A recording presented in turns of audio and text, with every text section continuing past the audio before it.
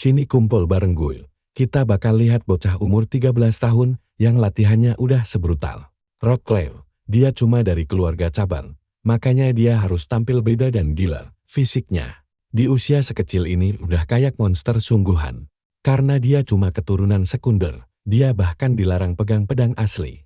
Tapi jangan salah, kekuatan dan akurasi bocah ini benar-benar tidak masuk akal. Meski cuma pakai pedang kayu, ayahnya sendiri sampai merinding melihatnya. Otot bocah ini terlalu konyol buat anak seumurannya. Ayahnya bahkan yakin tidak akan menang kalau harus adu jotos tangan kosong. Melawan anak itu, dan yang paling bikin ayahnya takut adalah tatapan tajam dan sifat dinginnya. Bahkan saat ibunya meninggal, dia sama sekali tidak menangis. Bocah ini malah terus ngoceh kalau mereka harus syarat pandai besi yang bikin boneka latihannya buat dihajar karena kerjanya jelek. Nah, di hari pertamanya dikirim ke kastel keluarga utama, dia sudah bikin heboh, bikin pelayan melongo karena kecepatan gilanya. Terus, dia cari gara-gara sama cowok paling nyebelin di sana. Malah bikin adik cowok itu naksir berat puncaknya. Dia copot semua beban tubuhnya dengan gaya super epik, lalu menghajar cowok itu sampai muntah. Dan pergi gitu aja setelah pamer aura. Kenalin, ini Eugene Leonhardt, salah satu anak dari keturunan cabang di keluarga Leonhardt. Sayangnya, sang patriark di sini cuma peduli sama anak berbakat dari garis keturunan utama. Tapi tenang, Eugene bakal bikin pencapaian gila yang bikin patriark itu melongo dan ngasih hak istimewa ke ayahnya. Terus, kenapa sih bocah ini niat banget? Kenapa pola pikirnya kayak orang dewasa dan latihan keras olah mau balas dendam? Semua ini karena di kehidupan lalunya di Kastel Helmute, Vermont, dan 4 rekannya, Sina Marden, Anis Sliwood, Maulrur yang pemberani, dan Halsey Bodol yang kini jadi karakter utama kita, sedang bertarung melawan Raja Iblis. Waktu itu, mereka udah mengalahkan 3 dari 5 Raja Iblis. Tapi pas ngelawan yang keempat, Hel, yang menganggap Vermont sebagai rivalnya, mengorbankan nyawanya demi menyelamatkan teman-temannya dari jebakan maut. Di napas terakhirnya, Hel pamit dan minta Vermont menghabisi sisa Raja Iblis itu. Karena waktunya udah habis, Hel pun nekat menyatakan cintanya secara langsung kepada Sina lalu mati, atau setidaknya begitu kelihatannya. Nah, perhatikan baik-baik bagian ini, karena disinilah semuanya jadi gila. 300 tahun kemudian, dia malah lahir kembali. Dia bereinkarnasi menjadi Eugene Leonhardt, keturunan dari sang pahlawan Vermont. Dia cuma satu dari sekian banyak keturunan Vermont, dan keluarganya ada di kasta bawah. Gara-gara itu, dia benar-benar dilarang keras untuk latihan menggunakan pedang asli atau memakai mana. Tapi tetap saja, bakat berpedangnya berkembang gila-gilaan. Tiap kali dia latihan, ayahnya cuma bisa melongo shock. Fisik Eugene benar-benar di luar nalar. Anak 13 tahun, dia sedang mempersiapkan diri buat upacara keturunan. Itu tradisi Leonhardt, di mana anak umur 10-15 tahun bertarung demi gelar sejati Leonhardt. Sayangnya, keluarga cabang punya kerugian besar dibanding garis keturunan utama. Anak-anak utama boleh pakai pedang asli dan mana. Ayahnya merasa sedih melihat anak jeniusnya harus menghadapi hal itu. Jadi dia memohon agar Eugene melewatkan upacara tersebut, karena yakin dia tidak akan menang melawan keturunan utama. Sang tokoh utama kita tentu saja cuma mau menghancurkan mereka semua. Di perjalanan menuju lokasi upacara, dia kembali teringat kehidupan masa lalunya. Sebagai ksatria kematian, dia selalu cepat belajar hal-hal sulit. Tapi teman-temannya tetap lebih bersinar. Ingatan itu memunculkan satu pertanyaan besar di kepalanya, kenapa Raja Iblis itu masih hidup? Sadar akan suasana hatinya, sang pelayan mulai bercerita soal kehidupan di rumah utama. Sesampainya di kediaman Leonhardt, Eugene diantar ke kamarnya, dan di sana dia bertemu dengan pelayan sementaranya, Nenah. Eugene bertanya berapa umurnya, dan Nenah bilang dia 16 tahun. Dia curiga keluarga Leonhardt sengaja ngasih pelayan amatir, biar dia bikin ulah. Dari Nenah, dia juga tahu kalau kerabat lainnya bakal datang dalam 4 hari. Sisa keluarganya memang baru muncul 4 hari lagi. Dia menyuruhnya menunjukkan lokasi tempat latihan. Dan saat Eugene asyik berlatih, beberapa sepupu yang dengar dia sudah datang mulai niat iseng di tempat latihan. Dia mulai dengan pemanasan yang bikin Nenah jantungan. Meski pakai beban seberat itu di tubuhnya, gerakannya tetap secepat kilat. Kain jadi kapok dan bertanya, apa yang dilakukan anak kampung ini? Dan Eugen langsung ngatain dia bodoh, karena tidak lihat dia sedang latihan. Kain lalu menyuruhnya membersihkan kereta, bilang kalau bocah udik cuma pantas jadi babu. Saat Eugen santai mencukinya, Kain jadi emosi dan menantang duel. Eugen malas cari ribut, jadi dia cuma nyuruh cowok itu pergi. Tapi Kain terus memprovokasi, natain dia pengecut yang memancing amarahnya. Kain terus menghina orang tua Eugen. Kalian dan aku pasti udah nebak kelanjutannya kan? Eugen langsung ngamuk dan bikin Kain malu habis-habis.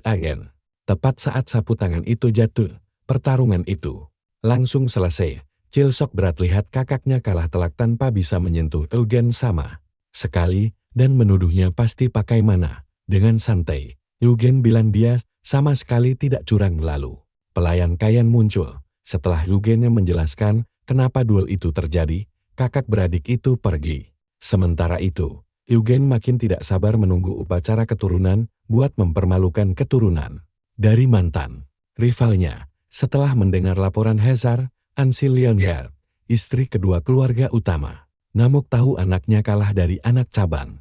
Dia pun mencecar putrinya Cil untuk mencari tahu lebih lanjut soal Eugen. Setelah paham ceritanya, Ansil menyuruhnya untuk terus mengawasi bocah itu. Dan Cil setuju, karena dia juga mulai penasaran dengannya. Keesokan harinya, 3 anggota keluarga cabang lainnya tiba untuk ikut upacara. Pas dia lagi asik latihan, Nenah memberitahu kalau sang patriark datang. Karena tidak sempat ganti baju, dia menyapanya dengan pakaian latihan yang basah kuyup. Untuk pertama kalinya, Eugen melihat seluruh keturunan utama berkumpul. Sang patriark datang dan menyapa semuanya, termasuk putra sulungnya yang membalas dengan nada suara penuh ketakutan dan rasa tidak percaya diri. Setelah menemui para kerabatnya, patriark mengumpulkan anak-anak di sebuah perjamuan untuk menjelaskan soal upacara itu. Di pesta tersebut, Garg Lionheart dan Desra Lionheart akhirnya muncul, melengkapi 2 anggota keluarga cabang terakhir yang sempat absen. Mereka juga tidak datang sendirian, ada tamu spesial yang ikut pesta. Dan saat Cil bertanya pada ayahnya siapa orang itu, sisi ruangan shock berat mendengar jawabannya. Lavlian Sophie, master dari menara sihir.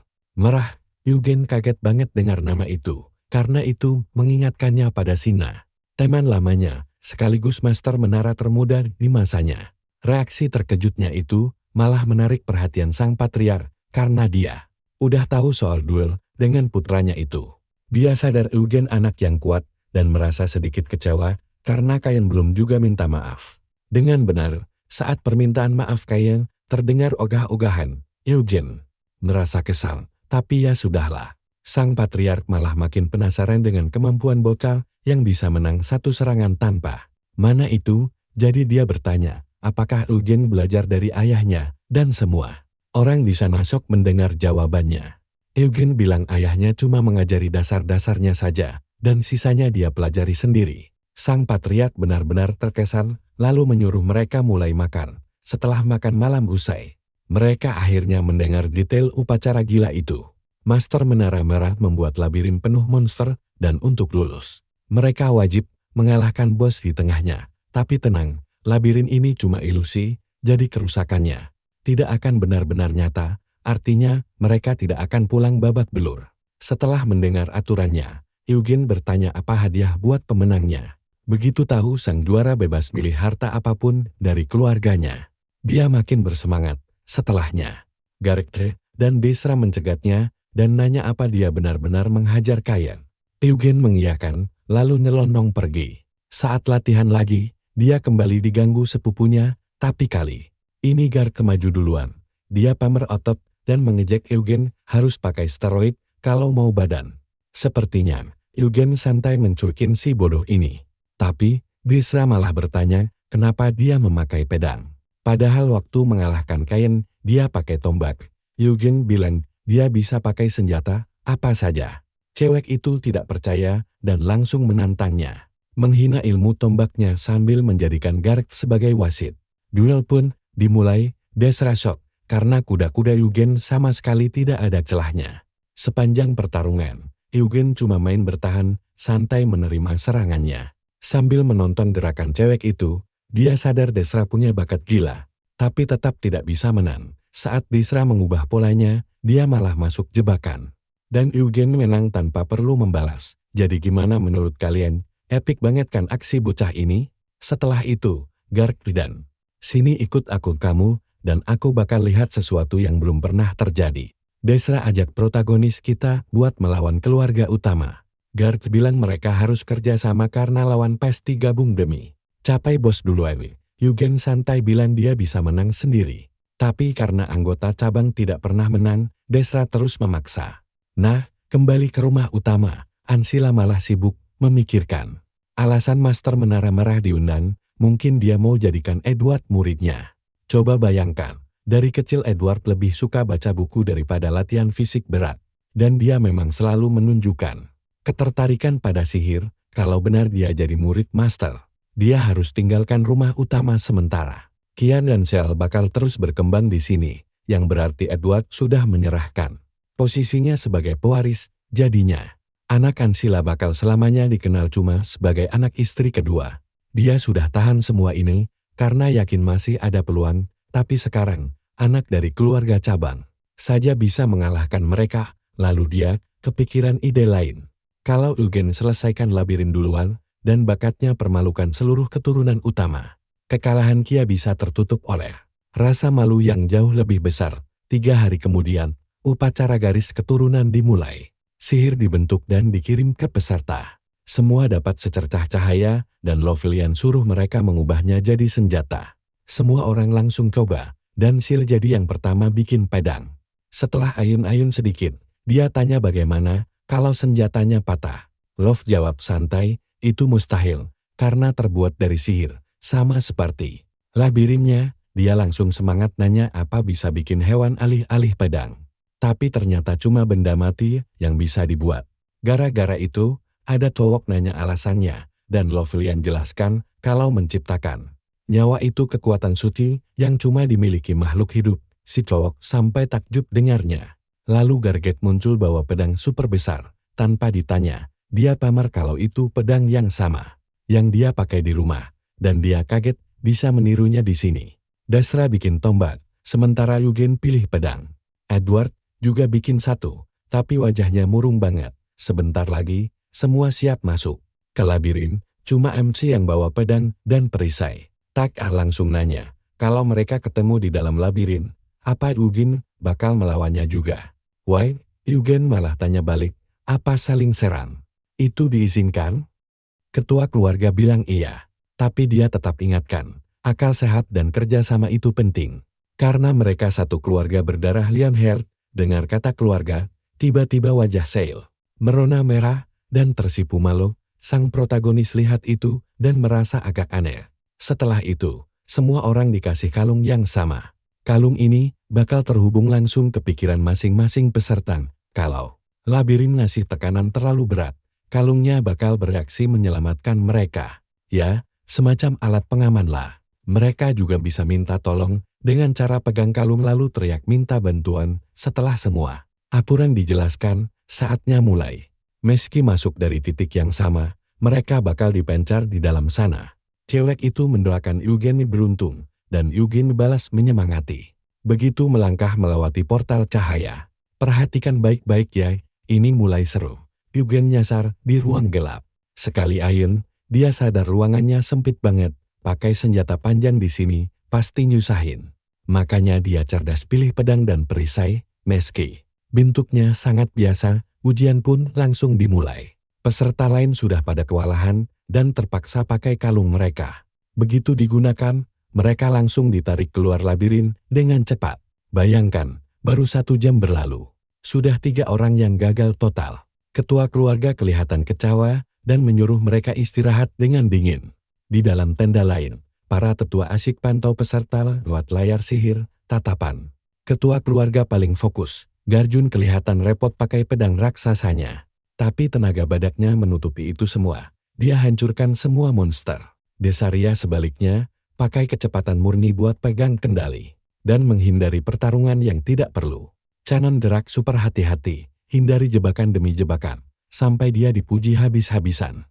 Padahal mereka gak tahu ibunya curang kasih peta semalam sebelumnya, kalau Chiao cuma modal insting dan lari cepat. Tapi dia masih terlalu labil dan gampang panik. Yodo di sisi lain, kelihatan gemetaran cuma lihat satu goblin di depannya.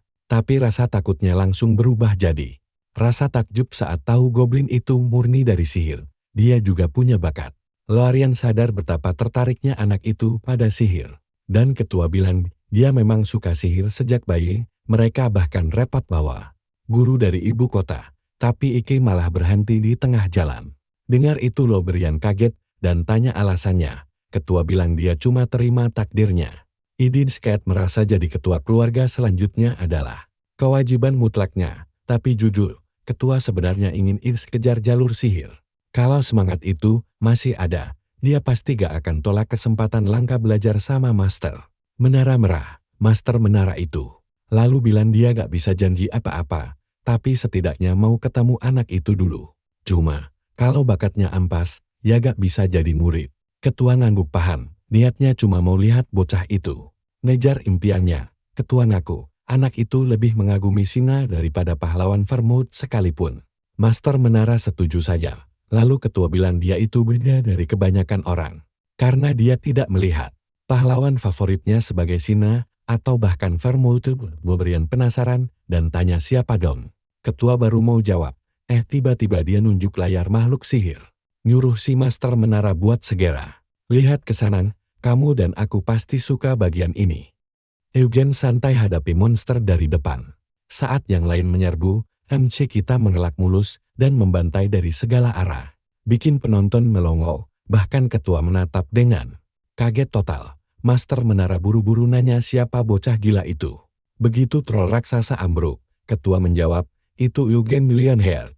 Master menara langsung mati kutu. Ketua juga sama takjubnya. Bocah itu baru 13 tahun. Meski belum pernah lawan troll sungguhan, dia super tenang dan gak gemetar sedikit pun. Master menara jelaskan troll itu bukan untuk dilawan, itu sebenarnya cuma jebakan untuk ngetes apa mereka bisa kabur. Dia sengaja bikin ukurannya lebih besar biar pesertanya kabur. Ketakutan, ketua bilang, itu murni bakat dari lahir. Master menara lalu nanya, apa ketua tahu sebutan untuk orang jenius macam itu, dan ketua mantap menjawab mereka adalah jenius sejati. Di saat bersamaan, Garjun juga lagi lawan troll, dan awalnya dia kena mental. Tapi dia tetap maju menabraknya. Terang-terangan, dia seruduk monster itu, lalu memotong kakinya sampai jatuh. Dia bertarung brutal tanpa ampun, saat troll itu hancur jadi debu. Dia sukses menang dan pingsan cuma. Badannya hancur parah dan ototnya robek semua. Sebagian, karena dia sudah kena mental ditabrak banyak jebakan sebelumnya, dan pada akhirnya, dia cuma bisa tepar di lantai. Di tempat lain, Keon amati punggung troll sambil pegang batu. Dia sadar monster segede-gaban ini gak masuk akal, dan ngalahinnya bukan solusi. Jadi, dia lempar batu ke samping, bikin troll bodoh itu nengok ke tembok. Lalu ngebut melewatinya, trik yang pintar. Gak lama, dia ketemu Chiao, dan sadar mereka pasti sudah dekat pusat labirin. Dia mulai sombong, bilang kalau cewek itu ngikutin dia, mereka gak bakal nyasar. Jelas banget dia masih benci Eugen, yang bikin dia malu di depan Chiao. Tiba-tiba dia mulai bahas soal labirin ini kan ilusi, jadi pasti ada berbagai macam wujud monster, bahkan hantu sekalipun. Ini bikin dia deg-degan, tapi sok berani. Dia nanya apa Chiao takut hantu. Dia baru aja mosok tren nyuruh dia santai, tiba-tiba muka berlumuran darah. Nongol di depan mata. Dia teriak histeris, dan orang di depannya ikut jerit ketakutan. Pas sadar itu Desera, dia marah nanya kenapa nakutin dia. Desera nyolot balik kalau teriakannya lebih bikin jantungan, karena bunyinya out of nowhere. Desera bilang dia niatnya nyari mereka berdua, tapi situasinya lagi kacau. Dia pun putar balik dan kabur. Chiao teriak kalau dia berusaha melarikan diri, dan kan yang mau caper di depan. Cewek itu bilang mereka harus mengejarnya. Berdua mereka langsung ngegas ngejar Deser. Deser mikir dia lari cuma karena gak sanggup kalau dikeroyok dua orang. Dan dia harus segera temukan Guardian secepatnya. Terus dia gak sengaja injak jebakan lagi. Tapi karena kelincahannya gila, dia lolos mulus dan terus lari. Kia lihat jebakan itu dan niat putar balik. Tapi begitu sadar Chiao ada tepat di belakang. Punggungnya, dia terpaksa maju. Dia kumpulkan nyali, lompat lewati jebakan sekuat tenaga dan nyaris saja gagal. Sambil sok nolong, dia suruh Chow lompat juga. Chow melompat santai dan gila. Dia sama sekali gak butuh bantuannya. Nah, sampai sini dulu ya kita. Setelah kejar-kejaran panjang, mereka tiba di ruang bos raksasa. Tiba-tiba Yugen di belakang nanya ngapain mereka rombongan, kan menoleh dan, "Sini, kumpul bareng gue. Kita lihat kelakuan MC kita ini." Ditanya ngapain, dia malah santai bilang lagi nunggu. Dia pengen tahu siapa yang bakal sampai di ruang bos duluan. Jelas aja semua langsung kaget. Ciao langsung protes, kalau si MC sebenarnya Liang datang paling awal, dan dia benar. Deseri mulai nebak, kalau dia nunggu selama ini, mungkin tawarannya semalam diterima. Eugen bilang enggak juga, tapi dia berbaik hati ngasih panggung buat Deseri. Kata MC, dia bisa aja habisin bosnya sendirian dalam sekejap. Tapi kasihan dong usaha keras mereka, sampai sini jadi sia-sia. Ciao langsung emosi. MC santai jelasin, kalau bosnya nggak bakal nyerang kecuali ada yang mendekat, lagian bosnya lagi rebahan.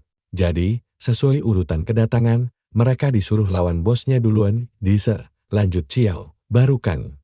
Kayan langsung ngegas nanya emangnya MC pikir dia bos di sini. Sementara itu Deseri kelihatan panik dan nanya apa mereka beneran harus maju sendirian. Eugen malah ngejek habis-habis agen. Dia bilang Deseri cuma muter-muter dari tadi, kalau merasa nggak sanggup menang, mending nyerah aja. Sambil narik sapu tangan, cewek itu nolak buat mundur. Dia ikat sapu tangan itu di kepalanya dan jalan ke arah bos. Kayan nanya apa MC nggak ikutan tarung.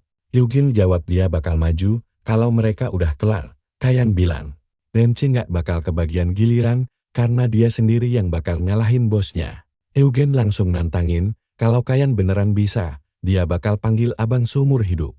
Kayan jelas langsung salah tingkah, mukanya merah. Terus dengan girang nyuruh MC jangan tarik omongannya. Begitu Deseri mendekat, bos monster itu buka mata dan bangkit berdiri.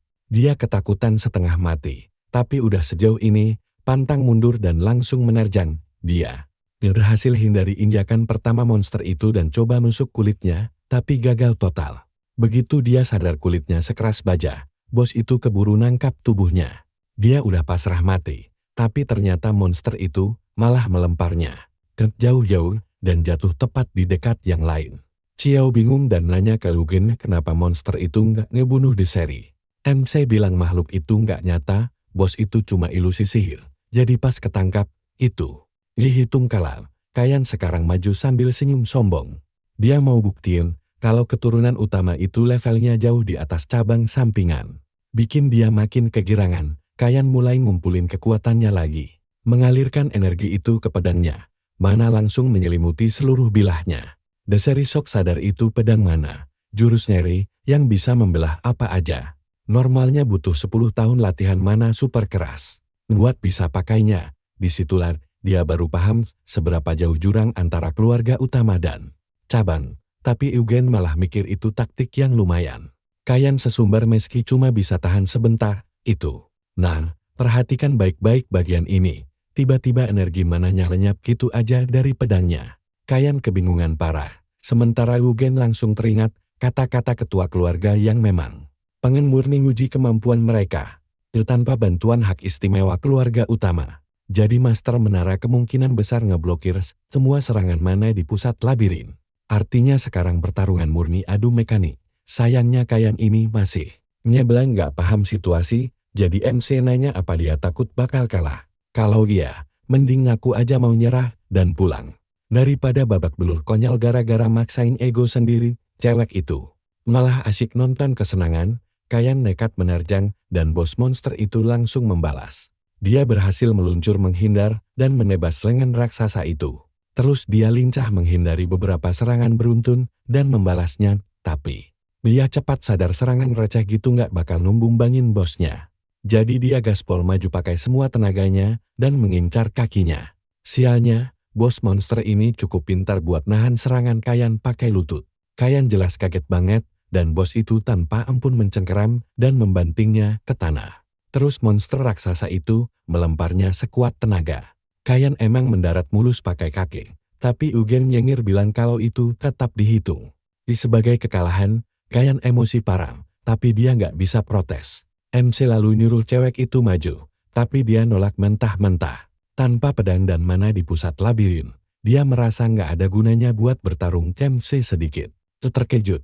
Eugen puji dia lebih pintar dari saudaranya sendiri. Habis itu, MC santai jalan ke tembok, mungut perisainya, dan nyamperin bos itu kayak lagi. Jalan pagi cewek itu nanya apa dia yakin bisa menang, dan MC jawab dia nggak tahu bakal menang atau enggak. Tapi dia nggak bisa ngebayangin kalah lawan makhluk ginian. Sambil jalan santai deketin bos, otaknya mulai mikir taktik tempur. Monster itu menyerang buas dari arah depan, dan Eugen kilat langsung manjat lengannya. Bos monster itu coba menangkap MC pakai tangan satunya. Tapi Eugen udah nangkring santai di kepalanya. Monster itu insting mukul kepalanya sendiri. Jadinya malah menonjok mukanya sendiri dengan telat. Bos itu merong kesakitan. Pas monsternya lagi pusing, Eugen membantai dengan tebasan bertubi-tubi dari segala arah. Semua yang nonton melungosok berat. Deseri sadar kalau MC mengincar titik arteri leher si monster. Lalu dengan satu gerakan mematikan, dia menancapkan pedangnya lurus ke tenggorokan monster itu, dan sang bos ambruk tak bernyawa. Tanpa buru-buru, dia mengelap pedangnya sampai bersih dan nanya, "Apa mereka lihat aksinya barusan? Kalian dan gue sama-sama tahu betapa gilanya itu kan?" Kayan langsung mematung. Eugen santai bilang itu kemenangan gampang. Kayan mulai ngeles kalau dia pakai pedang, dia juga bakal menang. Tapi pas mikir lagi, dia sadar meski pakai pedang pun, aksinya nggak bakal secantik Eugen. Dan yang dia rasakan sekarang bukan cuma takut doang. Rasa sesak di dadanya nggak mau hilang, tapi dia sendiri nggak paham apa nama perasaan panik itu. Sampai senjatanya perlahan memudar, tubuh bos juga lenyap dari ruangan itu. Ujian upacara akhirnya kelar di luar, semua orang kagum berat. Sang ketua keluarga cuma bisa ketawa puas. Dia sama sekali nggak habis pikir gimana bocah dari cabang sampingan yang nggak pernah latihan mana bisa ngebantai Minotaur segampang itu. Master Menara aja ngaku itu benar-benar gila. Soalnya, seekor Minotaur itu sebenarnya nggak pernah didesain buat dilawan sendirian. Makanya dari tadi dia cerewet soal kerja sama tim. Itu alasan utamanya dia bikin bos sekuat itu, demi maksa anak-anak kerja bareng. Tapi Eugen malah menghancurkan semua jebakan dan monster yang dia siapkan. Sampai-sampai Master Menara mikir, sebenarnya bocah ini makhluk apa? Ketua keluarga senyum bangga banget. Dia bilang MC nggak ngelakuin apapun selain latihan keras sejak datang kemari, dan orang-orang di kampung halamannya juga tahu itu. Dia nyatain dengan yakin kalau Eugen emang terlahir buat bertarung. Fisik dan instingnya menyatu sempurna, dan upacara repot ini sepadan cuma buat nemuin harta karun selevel dia. Master Menara jadi penasaran nanya apa dia nggak merasa terancam. Sambil hati-hati jaga omongan, dia negasin kalau MC udah jauh melampaui anak kandung ketua keluarga sendiri, dan kalau jaraknya udah sejauh ini sekarang, bayangin aja horornya pas MC mulai belajar mana. Ketua keluarga malah bilang itu justru alasan buat pesta karena bocah itu bakal bikin nama keluarga makin bersinar. Masih keringat dingin, Master Menara nanya gimana jadinya kalau Eugen pengen jadi pewaris dan pemimpin keluarga Leonhard selanjutnya. Ketua keluarga mikir bentar, lalu jawab santai kalau keluarga ini emang harus dipimpin sama yang terkuat. Kalau anak kandungnya gagal merebut posisi itu, berarti sang MC punya hak penuh buat ngambilnya. Kalau mereka terlalu lemah untuk melindungi hak bawaan lahir mereka sendiri, artinya mereka emang nggak pantas sama sekali buat memimpin keluarga ini. Master Menara ngaku sebagai orang luar, mungkin dia udah lancang ngomong gitu. Terus dia narik sihirnya dan ngasih wejangan terakhir. Sebagai teman lama, dia menyarankan ketua keluarga mending adopsi Eugen jadi anak kandung. Bocah cabang sampingan baru aja melampaui keturunan utama di upacara darah. Dan itu aja udah cukup bikin keluarga cabang mulai berani meremehkan keluarga utama. Ujung-ujungnya bisa jadi konflik besar. Ketua keluarga bilang dia benar-benar berterima kasih atas saran Master Menara. Dia bahkan bilang tawaran itu menggiurkan. Tapi ada satu hal yang harus dikerjain duluan. Mereka harus ngasih selamat ke monster kecil itu. Setelah ngumpulin semua anak dari labirin, ketua keluarga menatap salah satu dari mereka. Matanya tertuju pada ide yang bahkan hingga nyentuh garis finish gara-gara sibuk ngurusin halawan sihir dan monster receh. Ketua keluarga benar-benar kecewa berat melihatnya, tapi dua anak lainnya kerja lumayan bagus. Menurut pendapatnya, mereka berdua cuma gagal mengalahkan Minotaur karena kurang jam terbang aja. Dia muji kerja keras semuanya, bilang dia nontonin mereka sepanjang labirin dan lumayan kaget. Terus dia manggil Eugen maju ke depan. Dibilang kalau dialah yang paling bersinar di antara 9 bocah di ujian itu. Pemceng ucapin makasih, dan sang ketua keluarga terus muji kecerdasannya ngelewatin jebakan dan monster. Dia bahkan notice kalau Prinses sanggup menumbangkan troll tanpa lecet sedikit pun. Bocah gendut tadi melungusok natep Eugen. Mikir gimana caranya badan sekecil itu bisa ngelakuin hal gila gitu. Dia sampai mikir kalau Eugen minum ramuan keluarganya, kekuatannya bakal makin ngeri. Lavelian naku awalnya ngira semua bakal tersesat, tapi jelas dia meremehkan mereka. Nah, cerita gilanya kita lanjut nanti. Kalian pasti bakal nungguin kan? Mari kita saksikan kelanjutannya bersama. Keturunan Vermouth itu semuanya langka bab permata. Sang kepala keluarga menyuruh mereka istirahat menunggu jamuan makan. Lalu meminta Lavelian membawa anak-anak kembali. Mereka pun mulai berjalan ke mansion, namun kepala keluarga menahan Eugen dan memintanya ikut. Ciel sangat kaget melihat itu dan langsung bertanya, apakah dia akan memberikan hadiah kepada protagonis sekarang juga. Dia mengiyakan. Gadis itu tahu mereka menuju ruang harta bawah tanah, tempat yang belum pernah ia lihat. Jadi, dia cuma bisa menatap kepergian mereka saat berjalan melewati hutan. Sang kepala keluarga memuji Eugen yang sangat jago memakai berbagai macam senjata. Karakter utama kita merendar, bilang pujiannya terlalu berlebihan, tapi pria itu tidak setuju. Dia mengalahkan monster labirin hanya dengan pedang dan perisai, dan bahkan memakai tombak saat melawan Bisaria. Wah, kabar menyebar cepat sampai ke telinga kepala keluarga. Dia lanjut bercerita, senjata yang kini menjadi simbol keluarga Lionheart adalah pedang, namun leluhur mereka, Vermouth yang agung, menguasai banyak senjata, hingga dijuluki Dewa Perang Sang Master segalanya. Dan yang punya skill gila seperti itu bukan cuma dia, teman seperjuangannya, yang bernama Hamel, juga master hebat, persis di bawah Tuan Vermouth. Eugen merasa canggung mendengar kehidupan masa lalunya. Lalu menyahut, kalau buku-buku membuat Hamel terdengar bodoh. Pria itu tertawa dan bilang dia juga membacanya, tapi kalau Hamel bukan pembuat onar, ceritanya tidak akan seseru itu. Dia lalu mengaku sejujurnya lebih menyukai Tuan Hamel daripada Tuan Vermouth. Tentu saja itu sangat mengejutkan protagonis kita, sampai dia bertanya alasannya. Kepala keluarga sangat mengagumi sisi lain Hamel yang tak pernah ditulis dalam buku. Dia sering merasa rendah diri di hadapan Vermouth, tapi tidak pernah menyerah. Sebaliknya, dia terus mendobrak batas kemampuannya, dan pada akhirnya mengorbankan nyawanya demi menyelamatkan teman-temannya. Eugen merasa pesan moral yang diwariskan lewat buku-buku itu benar-benar sangat dramatis, namun tetap saja, dia menatap kepala keluarga lalu dengan senang hati bilang kalau dia juga menyukai Tuan Hamel. Itu membuat pria tersebut tersenyum hangat. Segera, mereka sampai di tujuan, para penjaga langsung membiarkan sang kepala keluarga lewat. Di dalam rumah kecil itu, ada tangga menuju bawah tanah. Saat turun, kepala keluarga bilang Eugen adalah orang luar pertama yang diizinkan masuk ke tempat ini. Karakter utama kita langsung bertanya apa dia benar-benar boleh masuk. Pria itu menjawab janji adalah janji, dan para tetua senat sudah menyetujuinya. Senat berisi para singa tua dari keluarga Lionheart, yakni kerabat cabang yang juga punya kehormatan besar. Eugen bertanya seberapa berharga harta di sini. Koleksi ini rupanya sudah dikumpulkan selama ratusan tahun lamanya, dan bahkan termasuk peninggalan sang pahlawan agung Vermouth. Itu membuat Eugen penasaran, apakah pedang suci juga ada di sini? Kepala keluarga mengiyakan, tapi dia menambahkan kalau protagonis tidak boleh memilih senjata itu. Karena pedang suci adalah simbol mutlak keluarga Lionheart dan tak bisa diserahkan sembarangan. Karakter utama kita agak kecewa mendengarnya, tapi sang kepala keluarga menyebutkan kalau masih ada alasan lain. Pedang suci itu tidak pernah mau mengakui orang lain. Dia yakin Eugen akan paham saat melihatnya nanti. Begitu sampai di depan pintu, kepala keluarga menggigit jarinya, lalu meneteskan darah ke atas alas. Pintunya bereaksi pada darah itu dan terbuka dengan sangat perlahan. Setelah terbuka lebar, kepala keluarga menyuruhnya masuk sendiri, sementara dia menunggu di luar. Agar tak memengaruhi pilihan anak itu.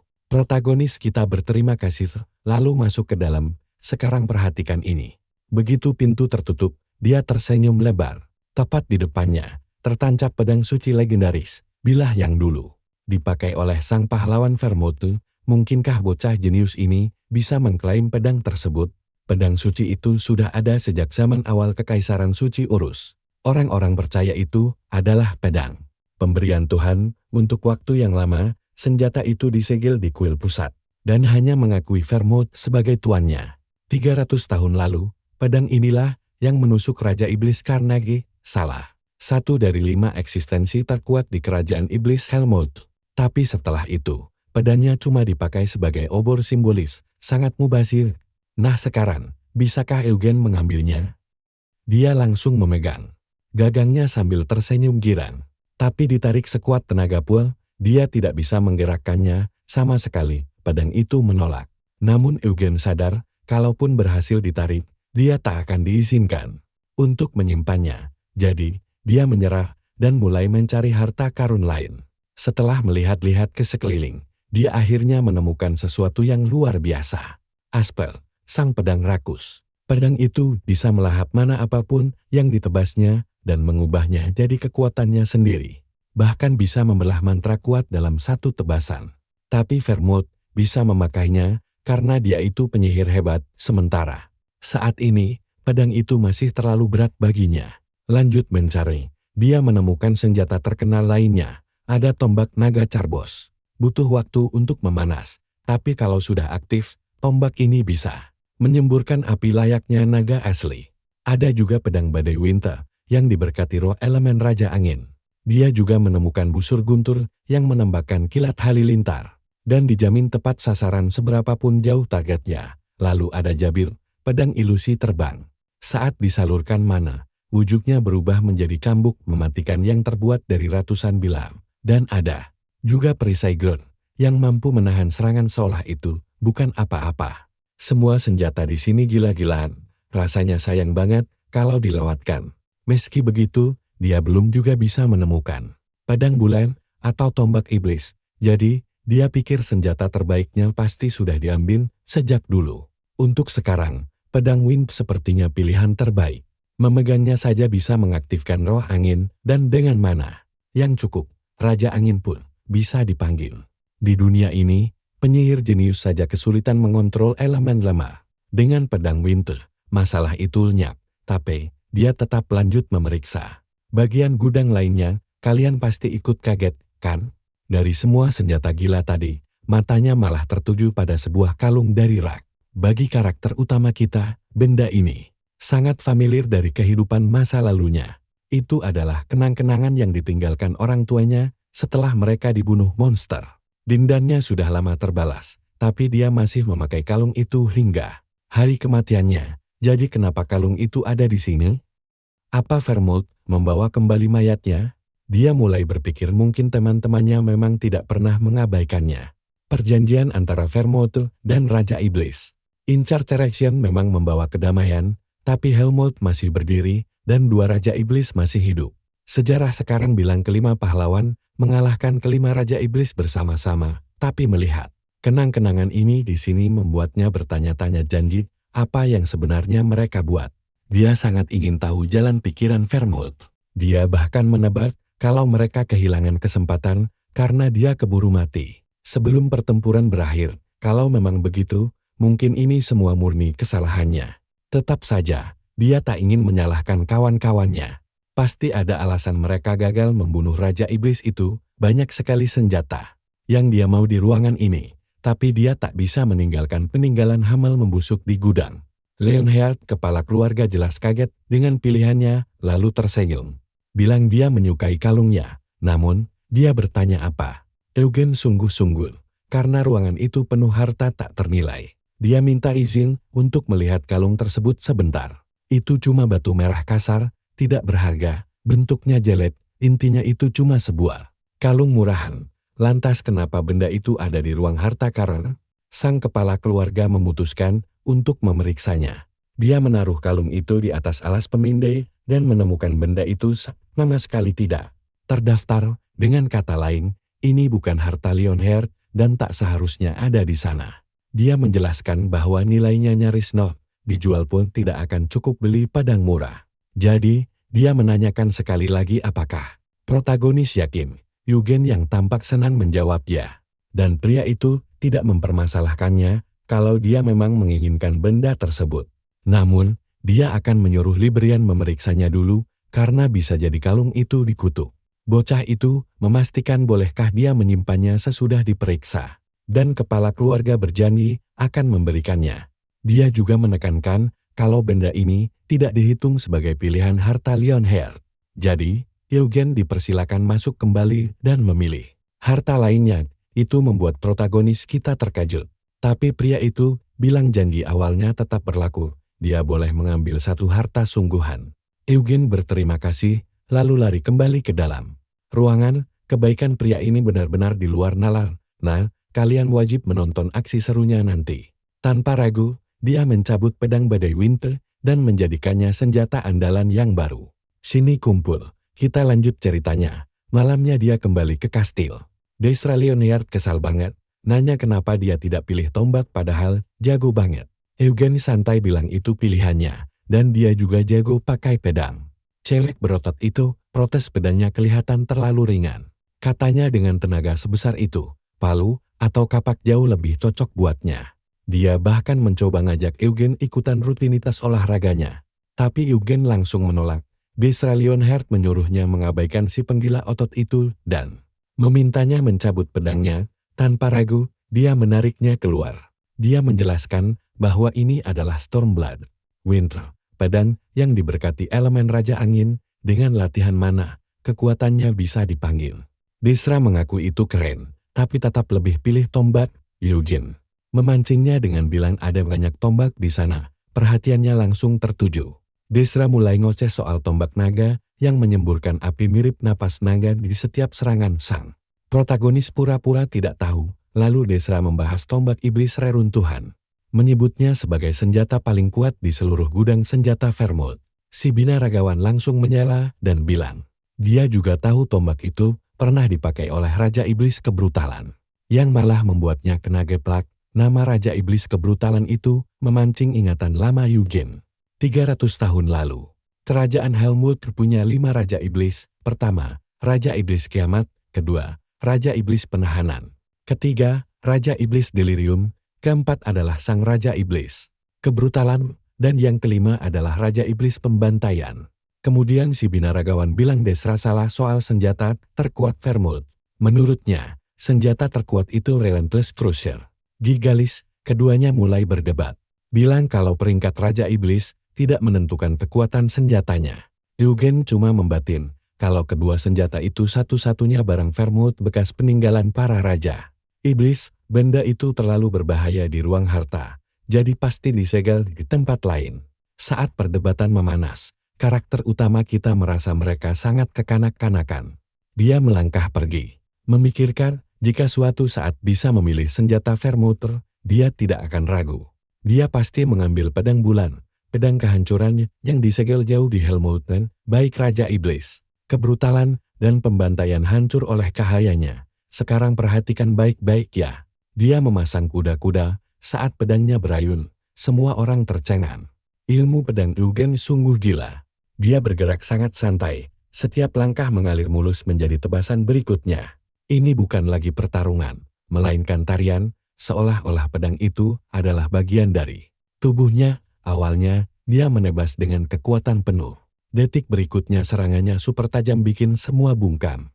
Binaragawan itu sampai memuji pedangnya, bahkan si cewek pecinta tombak harus mengakui itu terlihat indah. Di tempat lain dalam ruangan kepala keluarga, Lorian mulai memeriksa kalung itu.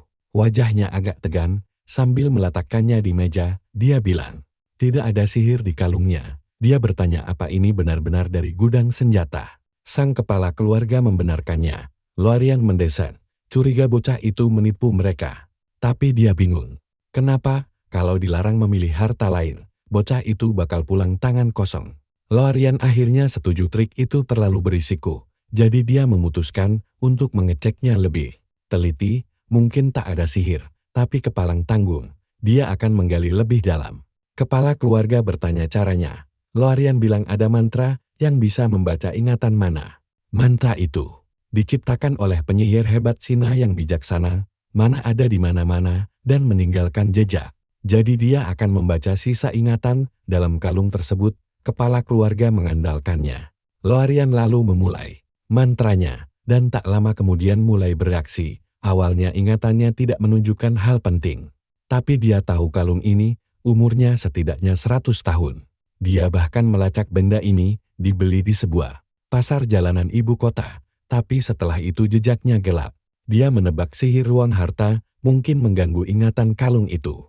Begitu sang kepala keluarga mendengar umurnya lebih dari 100 tahun, dia yakin tak ada yang tahu asal aslinya. Loarian bertanya langkah selanjutnya.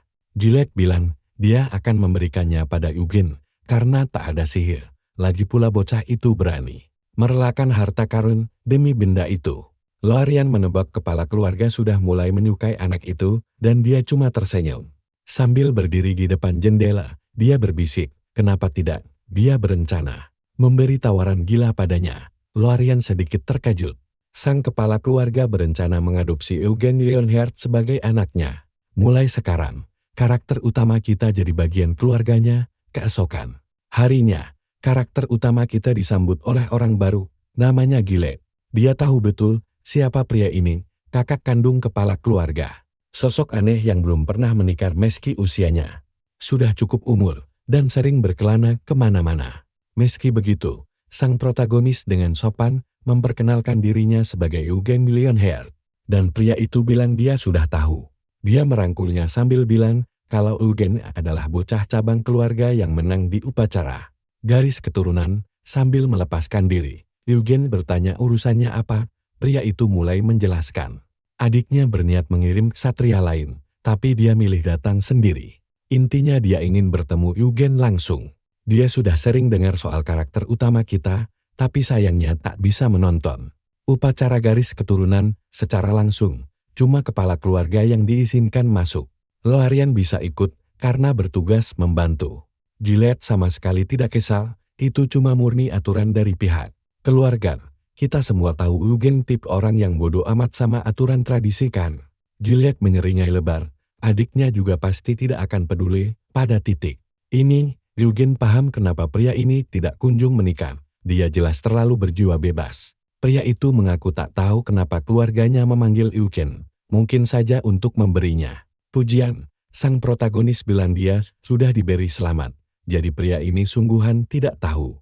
Namun dia memasang ekspresi penuh rahasia seolah menyembunyikan sesuatu. Dia lalu bilang ingin bertemu Eugene lebih sering. Eugene santai membalas kalau dia tidak keberatan. Kemudian dia mengetuk pintu dan menyebutkan namanya. Sang pemimpin menyuruhnya masuk. Pria itu membukakan pintu dengan senyum lebar. Eugene merasa pria yang ramah tapi agak memaksa. Tak lama dia berdiri di hadapan kepala keluarga. Pria itu meminta maaf karena memanggilnya tiba-tiba dan menyuruhnya duduk. Kopi pun disajikan di antara mereka berdua. Kepala keluarga meletakkan kalung di atas meja. Bilang Loarian sudah mengeceknya. Ternyata itu cuma kalung biasa. Eugene tidak kaget. Pria itu menambahkan bahwa mereka sampai membaca ingatan mananya, tapi tidak menemukan keanehan. Perhatian karakter utama langsung tertuju karena sihir ingatan mana itu terkait erat dengan penyihir hebat Cina. Jadi dia bertanya, memori apa yang ditunjukkan? Kepala keluarga bilang kalung ini dijual di jalanan ibu kota lebih dari 100 tahun lalu. Karakter utama kaget karena sangat yakin benda ini miliknya 300 tahun lalu. Hasilnya pasti keliru, tapi Loarian tak punya alasan untuk berbohong. Mungkin ingatannya dimanipulasi. Eugene menduga seseorang selevel master menara sihir menimpa memori aslinya. Nama pertama yang muncul di otaknya adalah Vermouth. Karena tak mengerti alasannya, dia cuma minta izin menyimpan kalung itu. Kepala keluarga tentu setuju. Eugene langsung berterima kasih dan langsung memakainya. Kemudian pria itu bilang bahwa itu bukan alasan utama dia dipanggil ke sini. Memang agak mendadak, tapi tawarannya bakal sangat menguntungkan masa depan protagonis kita. Eugen justru terlihat cemberut sebelum sang kepala keluarga selesai ngomong. Dia memotong bilang Cil memang imut dan baik, tapi dia belum mau mikirin pernikahan. Dia ingat setelah menghajar kakaknya, Cil masih saja remang. Jadi dia mengira ini soal pernikahan politik. Kepala keluarga sampai dibuat melongo. Eugen ngoceh kalau dia terlalu muda buat menikah dan masih butuh persetujuan ayahnya. Sampai sang kepala keluarga menghentikan ocehannya dan bilang dia salah paham. Tidak ada rencana menikahkannya dengan Cin. Kini dia yang terdiam kaku. Dia langsung, "Kita sudahi di sini, malu banget. Umur 13 kok mikir pelaminan." Lalu kepala keluarga jujur ingin mengadopsi Eugen. Dan sekali lagi, protagonis kita sukses dibikin melongo. "Ikut aku, kita akan melihat tawaran gila yang bikin dia tercengang." Ini cara mutlak mengikatnya ke keluarga utama. Semuanya terjadi begitu cepat, dia sampai mati kutu. Sang patriark tertawa, bilang ini jauh lebih wajar daripada lamaran pernikahan, bikin Eugen tersipu lagi. Lalu dia menambahkan, kalau Eugen mau, dia bersedia membawa Gard ke keluarga utama juga. Dia bercanda itu akan memberinya 2 ayah. Patriark menyuruhnya, santai saja, ini cuma berarti seluruh keluarga Eugen bergabung ke rumah utama. Dia sudah punya 3 anak dan sama sekali tidak berniat merebut seorang putra dari Gard. Dia belum bicara langsung, tapi dia bakal menganggap Gard seperti saudara sendiri. Jujur, ini bikin jagoan kita di posisi serba salah. Apalagi patriark juga menawarkan kesempatan luar biasa ini kepada Gard. Jadi tawaran ini mustahil ditolak begitu saja. Tetap saja, Eugen tadinya langsung mikir soal menikahi Sel. Imajinasi anak ini terlalu liar. Dia bertanya, apakah menolak adopsi ini akan membuat ayahnya kehilangan rasa hormat patriark, dan jawabannya adalah tidak. Sang patriark berdiri, mengaku ini agak canggung diucapkan, tapi dia bukan anak kecil. Kalau Eugen menolak, tentu saja itu sangat mengecewakan, tapi dia bakal menghargai keputusannya dan mendoakan masa depan yang cerah. Untuknya, Eugen bilang dia tidak bisa memutuskan sendiri tanpa pendapat ayahnya. Gillette berkata dia akan segera memanggil Gard dan mereka bisa menyelesaikannya setelah pesta. Lalu Eugen mengungkit ucapan patriark bahwa ini demi masa depannya. Yang membuat Gillette sedikit kaget. Eugen ingin tahu dengan jelas apa maksud dari kata-kata itu. Pria ini menjelaskan bahwa tumbuh di keluarga utama akan memberinya banyak keuntungan mutlak. Contohnya, satria elit bisa mengajarinya kapanpun. Eugen langsung bilang, kalau memang begitu, dia cuma mau dilatih oleh petarung terkuat yang ada.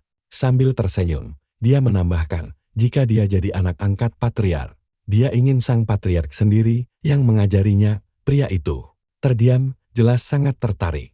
Tentu saja, Eugen sebenarnya cuma penasaran seberapa buas kekuatan patriark Lionheart ini. Gillette tersenyum, bilang dia bisa saja melatihnya, tapi kalau Eugen ingin yang paling hebat, ada orang lain yang lebih cocok. Eugen bertanya siapa orangnya, jawabannya adalah Guan. Gillette bilang dulu, dia mungkin lebih kuat, tapi Guan sudah melampauinya. Sang patriark lalu bertanya, apakah Gard sudah mengajari Eugen soal mana? Jagoan kita menjawab belum, dan itu murni keputusannya sendiri.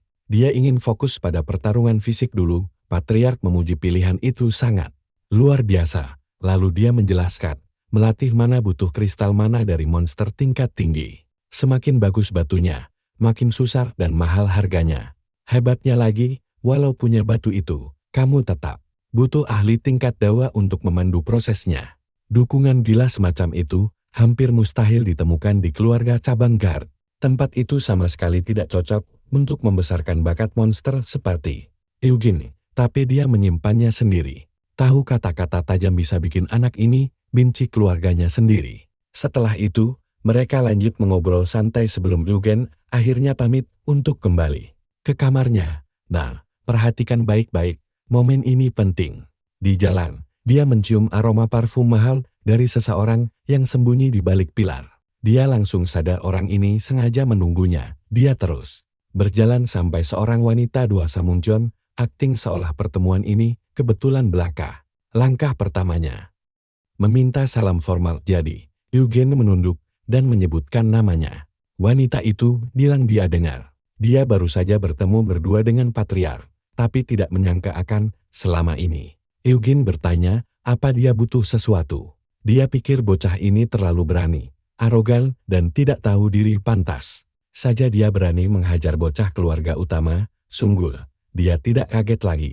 Tapi, dia sadar anak ini bakal tumbuh jadi sosok luar biasa, jadi menjadikannya sekutu jauh lebih cerdas daripada mencari musuh. Dia bahkan sempat mikir, menikahkannya dengan Sel sepertinya itu bagus. Lalu, dia mengaku penasaran apa yang mereka bahas secara pribadi.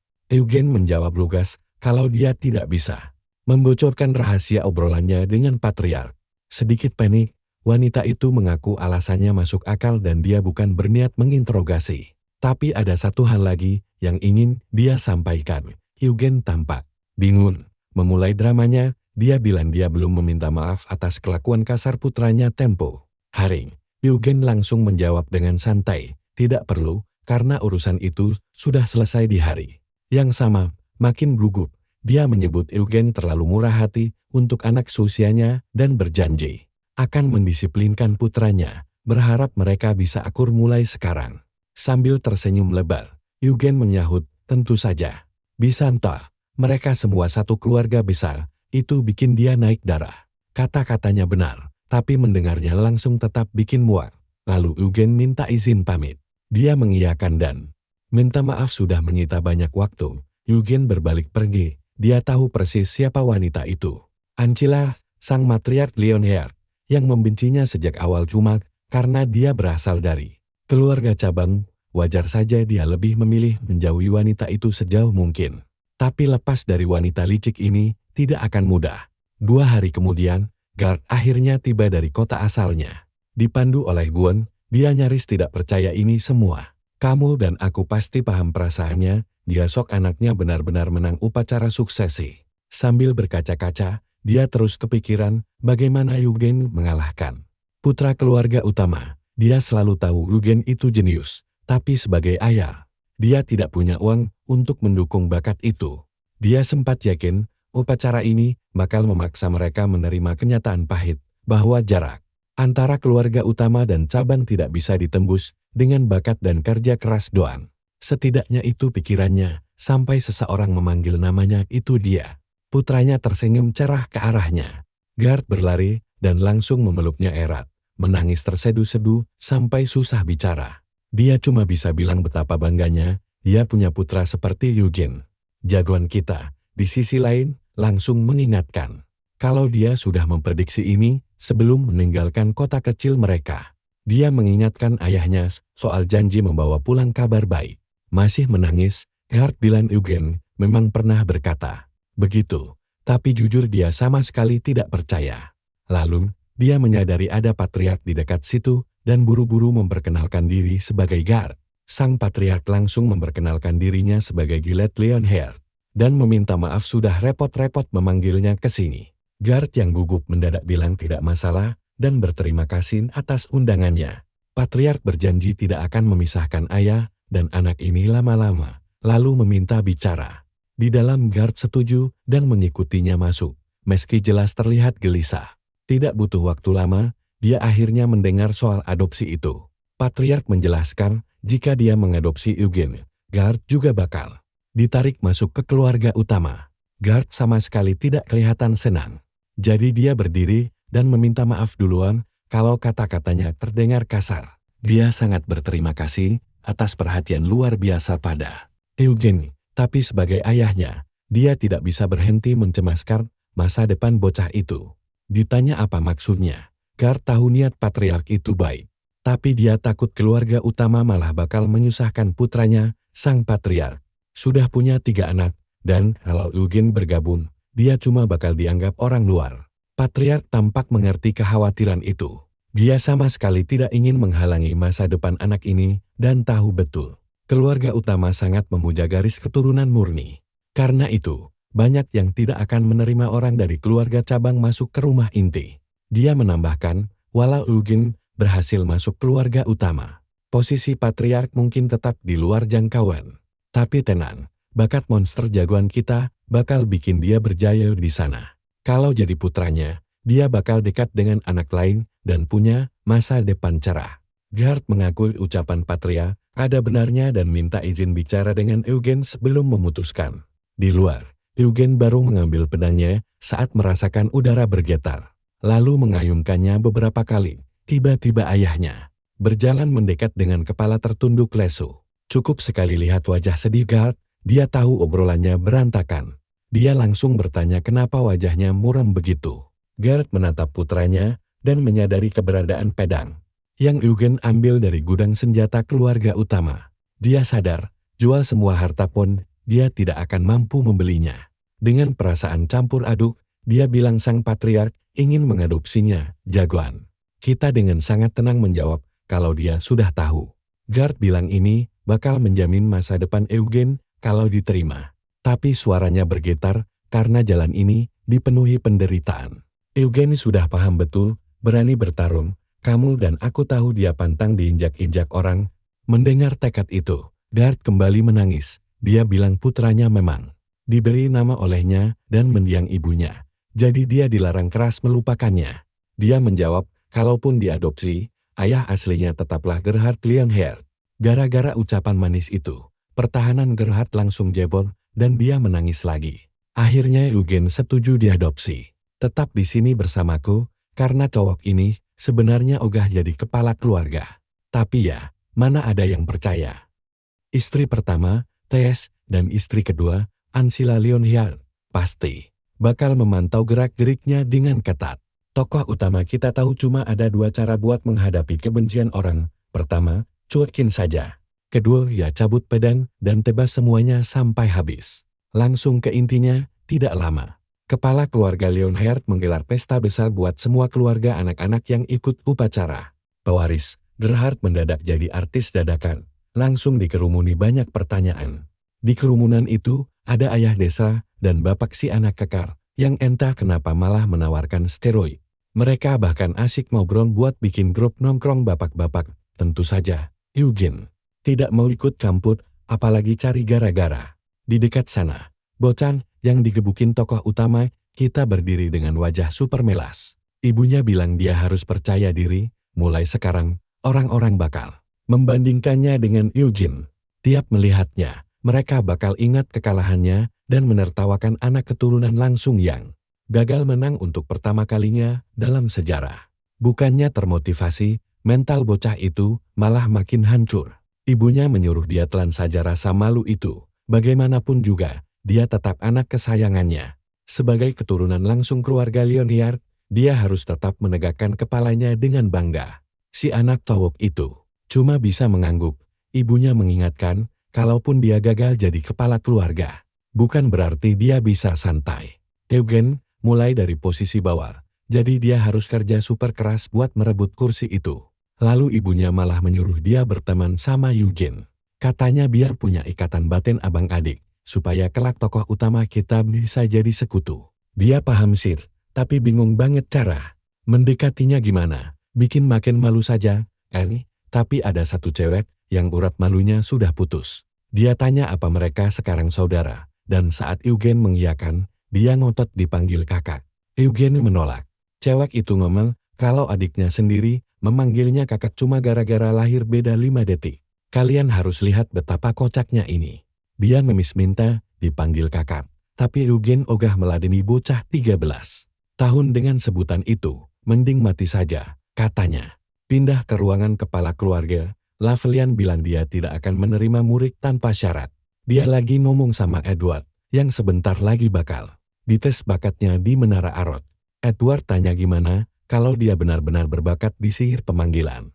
Lavelian bilang ya bagus, tapi Arot tidak bakal peduli sama sekali dengan nama besar Leonhard. Tanpa bakat murni, dia tetap tidak mau jadikan Edward murid. Bocah itu pasrah, tapi Lavelian buru-buru menambahkan. Sebagai kawan lama ayah Edward sejak sebelum dia jadi penguasa mutlak di Menara Merah, dia bakal pastikan Edward dapat banyak kesempatan. Dia juga siap pasang badan dari diskriminasi dan bantu cari tempat latihan sihir paling top. Jelas saja tawaran itu langsung bikin Edward kegirangan, meski ujungnya batal jadi murid Lavelian. Bisa kabur dari tekanan keluarga dan fokus belajar sihir saja sudah bikin dia sangat bahagia. Edward lalu menatap ayahnya minta restu, sang ayah Cuma bilang semua keputusan ada di tangannya. Baru saja Edward mau jawab, ibunya langsung nyeletuk. Katanya kesempatan ini datang dari ayahnya, jadi harus diterima pakai rasa syukur. Sambil memeluknya, ibunya membisikkan kalau Edward itu anak kebanggaannya dan ditakdirkan jadi kepala keluarga. Bahkan di Arot sekalipun, dia pantang melupakan hal itu. Sang ayah langsung ngomel, tapi ibunya ngeyel cuma lagi menyemangati. Anaknya, layaknya ibu normal. Padahal sih kita tahu, otaknya penuh saingan sama istri kedua. Tapi buat sekarang, mereka mentok. Berhubung Edward masih lemah, dia wajib banget cari koneksi sama banyak penyihir untuk kumpulkan kekuatan di Arota. Ibu kasih peringatan terakhir. Dia itu anak sah Lionheart, dan wajib bangga, Edward cuma bisa manggut-manggut pasrah. Besok harinya setelah pesta, Lavelian langsung cabut. Ke Arot bareng Edward, anak-anak dari keluarga cabang juga pada pulang kampung. Eugene dan Gerhard ditinggal berdua di gedung sepi. Nah, hari ini bakal jadi sesi latihan mana perdananya sejak. Dia reinkarnasi teknik pernapasan itu ibarat menarik mana dari udara pas kamu tarik napas. Kalau latihan fisik, bergerak buat menyedot mana masuk. Dua-duanya gampang sih, tapi pernapasan lebih pasaran dulu. Di kehidupan lamanya, Eugene mulai pakai fisik, lalu ganti ke pernapasan gara-gara disuruh teman. Keluarga Leonard sendiri pakai jalur pernapasan. Tokoh utama kita sampai di lokasi dan langsung disambut hangat. Oleh Jian, latihan pun dimulai. Mereka berdiri persih di atas urat mana, tempat energi terkumpul. Ini bukan ciptaan alam. Lau Vermont sendiri yang bikin 300 tahun lalu, gurunya nanya. Apa dia gugup? Eugene nyengir dan bilang dia malah semangat banget. Jian mengingatkan, kalau awal-awal pasti susah, walaupun anak kecil lebih sensitif sama mana. Cheng dan Sel saja butuh 4 hari penuh nih. Edward malah seminggu, anak cabang biasanya butuh sebulan penuh cuma buat merasakannya. Tapi Eugene pasti lebih cepat berkat urat mana dan bantuan gurunya. Eugene nanya santai, kira-kira butuh berapa lama? Jian menebak mungkin 10 hari. Tokoh utama kita senyum tipis, 10 hari. Kalian dan aku pasti tahu, butuh 10 menit saja tidak sampai. Mereka jalan terus, sampai masuk kabin. Jian membawanya turun ke ruang kosong dan menyuruhnya duduk manis di tengah. Eugene menurut saja. Jian menjelaskan kalau metode warisan Vermont Agung ini punya satu aturan super ketat. Keluarga cabang sama sekali tidak boleh mewarisinya. Mereka cuma diajari formula api merah. Ilmu aslinya cuma buat keluarga utama. Dan teknik yang bakal dipelajari tokoh utama kita ini bernama formula api putih. Eugene mungkin lupa nama pastinya atau cara latihannya, tapi dia hafal bentuknya. Itu kan kekuatan Vermont. Di kehidupan masa lalunya, dia belum sempat paham fungsi asli api itu. Jian bilang karena merasakan mana itu awalnya susah, mereka bakal mulai dari pernapasan. Tiba-tiba Eugene nyeletuk dia, sudah bisa merasakannya. Jian mengira bocah ini halu, lalu mengumpulkan mana di ujung jari buat mengetes. Omongannya, dia mengarahkan jarinya, dan mana mulai bergerak mengelilingi bocah itu. Jian masih yakin Eugene belum bisa merasakannya, tokoh utama kita langsung mengoreksinya. Dia beneran merasakannya, bahkan dari posisinya sekarang. Eugene lalu menggerakkan jarinya, mengikuti arah mana itu bergeser, dan nanya polos sampai kapan dia harus begini. Jian cuma bisa melongo. Gimana ceritanya bocah ini belajar secepat itu? Dia tertawa canggung, lalu jongkok di sebelah Eugene. Karena sudah bisa merasakan mana, Jian menyuruh dia fokus penuh ke dalam tubuhnya. Tokoh utama kita mengangguk, Jian menyuruhnya bernapas pelan-pelan. Dan Eugene melakukannya tanpa cacat. Tiap kali menarik napas, dia harus membayangkan menyedot mana dan membimbingnya lewat jalur yang benar, target utamanya. Mengalirkan semua mana itu lurus ke jantung. Jian melepas tangan Eugene dan mundur selangkah, bilang kerjanya bagus banget. Faktanya, tokoh utama kita mengeksekusinya dengan sangat sempurna sendirian. Guru mana ini cuma bisa geleng-geleng kepala saking kagumnya. Jian terus memantau bocah itu dengan satu pikiran di kepalanya, ini benar-benar gila. Eugene sendiri merasa menarik mana itu gampang dari dulu. Tapi jujur saja, tubuh barunya ini ada di level berbeda. Tubuh ini menyedot mana dengan sangat ganas. Dia bisa merasakan kekuatannya membengkak setiap kali bernapas. Sayangnya, tubuh kecil ini jelas punya batas. Jantungnya sudah mentok. Jadi karena kecapekan, Eugen berhenti dan menatap gurunya dalam diam. Gian balas menatap dengan shock berat. Inti mana Eugen ukurannya sangat tidak masuk akal. Orang normal butuh latihan bertahun-tahun buat mencapai level itu. Gian akhirnya bahkan menyebutnya monster tulen. Tokoh utama kita cuma bilang makasih atas pujiannya. Habis itu, Gian mengajak balik. Di jalan, dia menjelaskan perbedaan paling mendasar antara ritual api merah dan api putih ada di pembelahan inti. Teknik api putih bisa membelah inti, bikin tubuh sanggup menampung mana gila-gilaan. Inti yang terbelah itu juga saling meningkatkan kekuatan, jadi proses perkembangannya jauh lebih cepat. Inti-inti ini disebut bintang. Dalam sejarah Lionheart, cuma satu orang yang sanggup menembus 10 bintang. Siapa lagi kalau bukan pencipta ritual api putih, sang pahlawan agung Vermouth. Dengan bangga, Gian pamer kalau dia dan kepala keluarga sama-sama bintang 6. Anak-anak lain masih bintang 1 dan paling baru naik bintang 2 tahun depan. Biasanya butuh 8 tahun buat naik level. Eugen nanya butuh waktu berapa lama, Gian bilang pasti lebih cepat asal dia rajin. Tokoh utama kita mengiyakan, nah, disinilah kita berpisah. Percayalah padaku, kalian bakal merinding melihat aksinya nanti. Sini ngumpul, kita bakal saksiin MC kita latihan gila-gilaan, nggak ada kata malas sekarang. Fisiknya jauh lebih gila, plus dia belajar teknik asli Vermouth. 10 bintang mungkin susah, tapi dia bakal temukan jalannya. Dia diam-diam berterima kasih, karena Vermouth mewariskan ritual api putih. Tak lama, mereka balik ke mansion. Gian bilang bakal lapor ke ketua keluarga, lalu menyuruh Eugen istirahat. MC sih ngangguk aja, padahal niat rebahan tuh nol besar. Latihan mana udah kelar, sekarang saatnya nyoba eksperimen lain. Tiba-tiba, pelayan pribadinya lari terengah-engah ke arahnya, panik luar biasa. Lega banget ngeliat dia pulang, Eugen santai aja nyuruh, dia ambil pedangnya di kamar. Nggak lama, si pelayan balik bawa pedangnya. MC ragu ini bakal berhasil, tapi pas pedangnya ditarik dan dia alirkan mana, debu langsung berterbangan dari tanah. Angin ngamuk gak karuan. Badai mendadak muncul tepat di depan mata si pelayan. Gila, Eugen baru saja memanggil roh angin agung. Tempest, sang Raja Roh, langsung nanya apa hal yang manggil dia. Kok Tempest bisa tahu? Raja Roh ini terus ngoceh nanya, apa Hamel beneran reinkarnasi? Waktu MC bingung gimana, dia mengenalinya.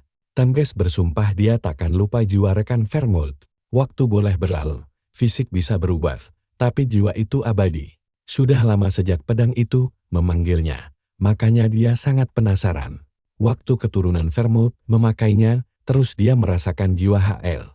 Eugen langsung ngegas, nuntut jawaban, kenapa Vermouth ya membunuh para Raja Iblis. Dia mendesak Tempest buat jujur. Soal apa yang terjadi setelah dia mati. Tempest ngaku nggak tahu alasan Vermouth, dia cuma lihat saat lawan Raja Iblis kurungan. Vermouth malah menyarungkan pedangnya. MC makin panas minta penjelasan, perhatikan baik-baik bagian ini, kawan. Sang Raja Roh gemetar menjelaskan, kalau pertarungannya brutal abis, nggak ada pihak yang menang. Dan pada akhirnya cuma Vermouth, serta Raja Iblis kurungan, yang masih berdiri. Lalu Vermouth menyarungkan pedangnya. Dia sama sekali nggak membunuh Raja Iblis kurungan, dan lebih parahnya lagi, dia nggak pernah pergi ke kastil Raja Iblis kehancuran. Eugen langsung murka. Dia nuduh Tempest bohong dan maksa kasih tahu sumpah apa yang dibuat Vermouth sama Raja Iblis itu. Tempest beneran gak tahu. MC terus mendesak, saking emosinya dia sampai mengumpat keras. Raja Roh ngejelasin kalau cuma mereka di sana yang tahu. Begitu Vermouth menyimpan pedangnya, Tempest terputus dan gak bisa lihat apa-apa lagi. Eugen ngamuk dan teriak kalau cuma Vermouth dan si Raja Iblis yang tersisa di akhir. Terus, apa dia harus membongkar kuburan Vermouth buat nanya langsung? Tempest cuma merespons, kalau waktunya sudah habis, mana Eugen terlalu lemah buat memanggilnya dengan normal. Sang Raja Roh memaksakan diri membuka jalur, dan sekarang harus ditutup. Eugen teriak minta penjelasan sebelum dia kabur, tapi Tempest janji bakal cerita lagi nanti kalau MC sudah cukup kuat.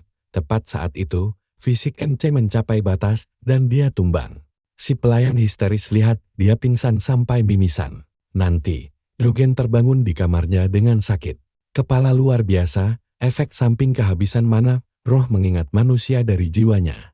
Awalnya, Dia ragu apa dia beneran hand atau cuma dikasih ingatannya doang. Tapi sekarang, dia tahu kebenarannya. Dia beneran hamil dari 300 tahun lalu. Terlahir kembali bawa semua ingatan lamanya. Sesaat kemudian, si pelayan masuk dan nanya keadaannya. MC bilang dia baik-baik saja dan nanya sudah berapa lama dia pingsan. Cewek itu bilang sekitar setengah hari. Lalu nambahin, kalau ketua keluarga dan Pak Gum pengen ketemuin, gak lama, MC menemui mereka. Dari laporan si pelayar, mereka cuma tahu ada badai raksasa meledak pas dia mencabut pedang. Makanya, mereka langsung nembak, apa dia beneran manggil Ra. Eugen ragu, karena pasti banyak yang lihat. Dia tentu nggak bisa bohong, tapi bisa nutupin fakta. Jadi dia ngaku Raja Roh Angin muncul di depannya. Dua orang itu langsung melongo. MC ngejelasin kalau sang Raja Roh udah lama nggak dipanggil. Dan cuma mampir buat lihat siapa anak itu. Gum shock parah, karena selain Vermouth, nggak ada yang pernah manggil Raja Roh. Eugen nambahin, kalau Raja Roh bilang dia masih terlalu ampes, tapi berharap bisa bertemu lagi suatu hari nanti. Setelah itu, Tempest balik ke dunia roh. Sang ketua keluarga tertawa lepas saking kagetnya dan menyebut MC bocah ajaib. Dia bilang Gum sudah lapor soal latihan mananya, dan itu aja udah luar biasa. Tapi sekarang Eugen malah menarik perhatian Raja Roh Angin MC cuma senyum tipis. Sang ayah menyuruhnya istirahat selama beberapa hari, habis itu Gum bakal lanjut ngelatih dia.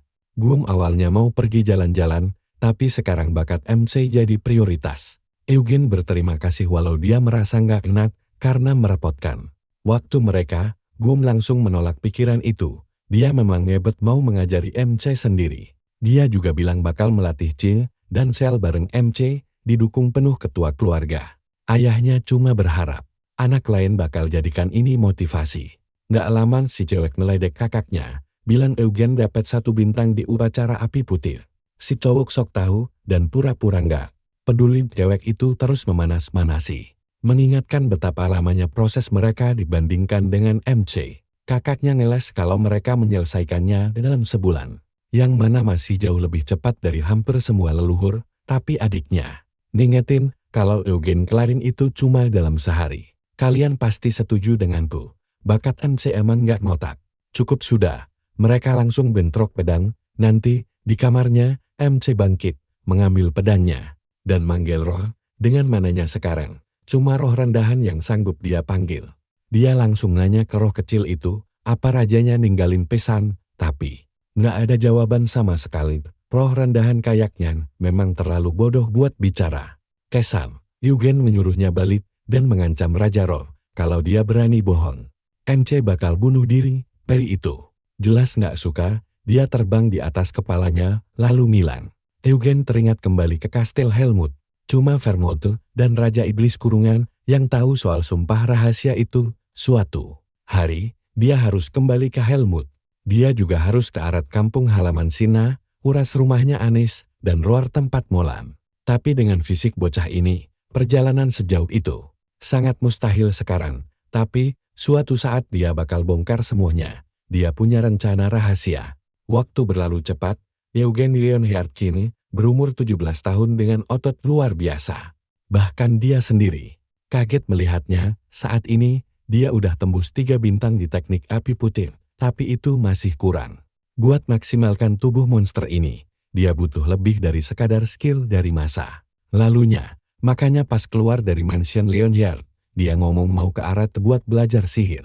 Dia bilang ini ke Chin yang langsung shock. Terus Chin mulai ngejek dia. Nanya apa otaknya geser pas latihan api putih. Chin dengan cepat menebak Eugen berhasil dan MC langsung mengakuinya. 3 bintang putih di umur 17 dan dia sekarang memancarkan aura putih yang gila banget. Aura dari MC ini bikin Chin melongo parah. Dia mulai panik nanya gimana ini bisa terjadi. Padahal Chin udah belajar mana 7 tahun lebih dulu. Dari Eugen MC cuma angkat bahu santai, simple, gue kan jenius. Chin nyeletuk pengen bunuh dia, dan protagonis kita cuma ketawa. Bilang dia nggak boleh kasar sama adik kecilnya. Padahal faktanya, MC ngehajar dia tiap pagi.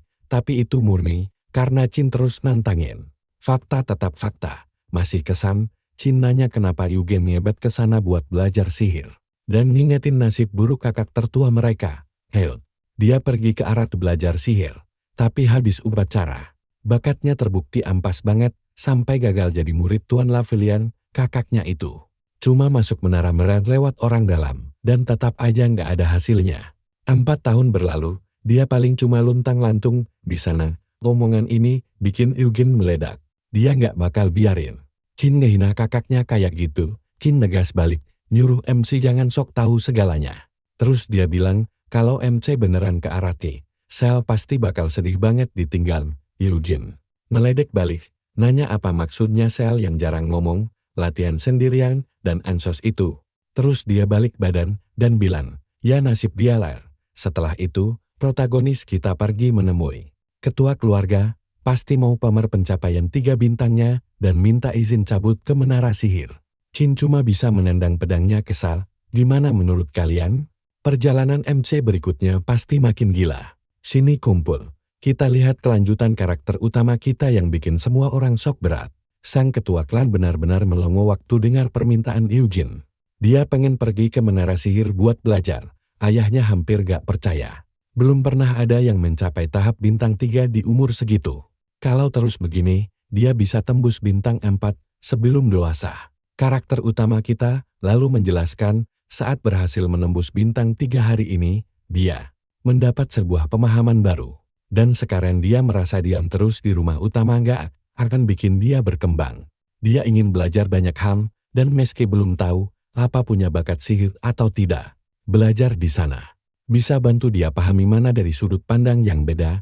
Dia yakin itu bakal sangat berguna nanti. Eugene lalu membungkuk hormat, memohon izin dari ketua klan. Sang ayah masih agak ragu dengan permintaan tersebut, tapi melihat anak jenius di depannya ini, dia menyuruhnya mengangkat kepala.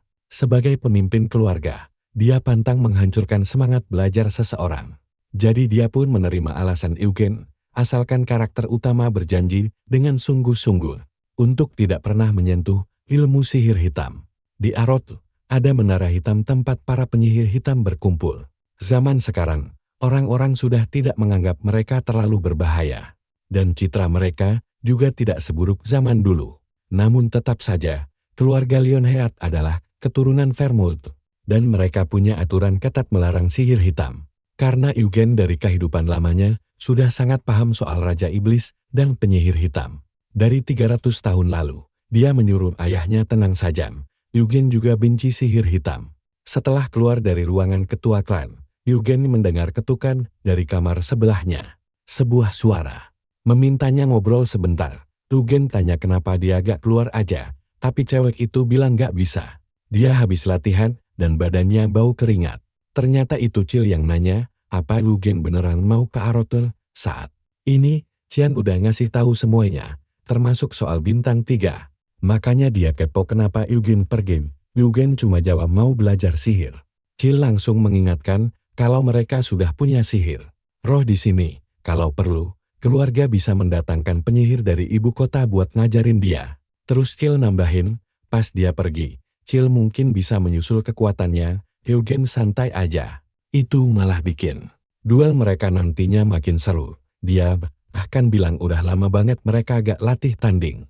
Cil ragu sejenak, lalu nanya apa Eugene bakal batalin ke Arot kalau mereka mulai duel lagi. Tapi Eugene nolak keras. Cil terus mendesaknya, berapa lama dia di sana? Kenapa juga harus pergi bertahun-tahun?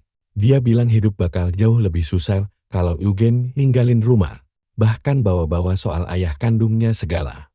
Eugene membalas, kalau ayahnya bakal baik-baik aja kok. Beliau udah betah tinggal di rumah utama. Dan karena sering banget pergi berburu, ayahnya malah kurusan sekarang. Cil bilang paman Kart pasti bakal sedih banget. Eugene mengaku itu mungkin benar. Lalu Cil bawa-bawa nama Qian, bilang anak itu kelihatan sedih banget pas ngasih tahu kabar ini. Protagonis kita cuma senyum, bilang dia bakal tetap pergi, dan nyuruh Cil buat terus latihan keras. Cil kaget dengarnya, tapi Eugene udah jalan pergi. Cewek itu buru-buru buka pintu dan memanggilnya. Nanya apa dia beneran mau pergi sekarang. Pemuda itu cuma melambaikan tangan santai. Cil memanggilnya jahat karena dia sebenarnya gak mau Eugene pergi. Kalian pasti ngarap ada adegan romantis kan sama. Tapi Eugene mending pilih kekuatan tempur dibanding pusing ngurusin cewek remaja. Lupakan soal cewek ngambek tadi, karena tujuan selanjutnya adalah menemui ayah kandungnya. Gart menasihatinya supaya gak salah pilih teman pergaulan dan jangan sampai malas belajar. Protagonis kita juga balas mengingatkan ayahnya agar tidak berhenti olahraga selama dia pergi nanti. Gart cuma tertawa lepas. Sekarang ini, Eugen sudah jauh lebih tinggi dari ayahnya sendiri, dan sifatnya juga lebih dewasa. Gart mendoakan keselamatannya, lalu, di depan portal, waktu untuk berpisah akhirnya tiba. Ketua klan bertanya apa dia sungguh tidak butuh pengawal satupun. Eugen menjawab dia bisa melindungi dirinya sendiri, dan menyuruh mereka tidak usah cemas. Sang ayah tahu itu benar. Eugen jelas berbeda dari anak lainnya. Di sekitar mereka, orang-orang menunjukkan banyak ekspresi. Bahagia, sedih, bahkan menyesal. Tapi yang paling bikin pusing adalah ayahnya yang nangis sesenggukan. Tepat sebelum pergi, dia bilang bakal berangkat. Meski Gart terus nangis kayak itu, tapi dia minta sang ayah buat tersenyum sedikit saja sambil menghapus air mata pria itu. Gart langsung memberikan senyum lebar dan mendoakan yang terbaik. Eugen berterima kasih, lalu berbalik menuju portal sihir dan berjanji akan segera pulang. Tak lama, dia tiba di ibu kota Arotu, Pentagon. Kota itu dinamakan begitu karena 5 menara sihir mengelilingi istana, membentuk sebuah pentagram yang luar biasa megah. Eugen jalan-jalan naik kereta terbang. Dia ingat pernah ke sini nih di kehidupan masa lalunya, tapi sekarang tempat ini udah berubah total. Salah satu hal yang paling beda adalah stasiun terbangnya, bahkan di antara negara. Penyihir sekalipun, Arot satu-satunya yang punya portal teleportasi di atas langit dan ditopang berbagai macam sihir rumit. Ini bukti betapa majunya ilmu sihir Arot, sekaligus sangat ngebantu ekonomi negara mereka. San pemandu nanya apa ini, gak kelihatan luar biasa. Orang-orang bahkan menganggapnya sebagai bagian dari tur wisata.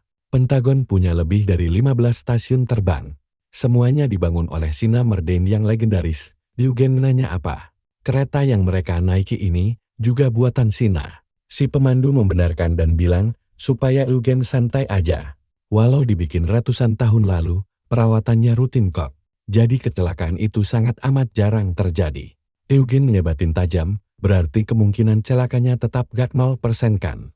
Pemandu itu mulai ngoceh soal tempat wisata lain, tapi protagonis kita langsung memotong.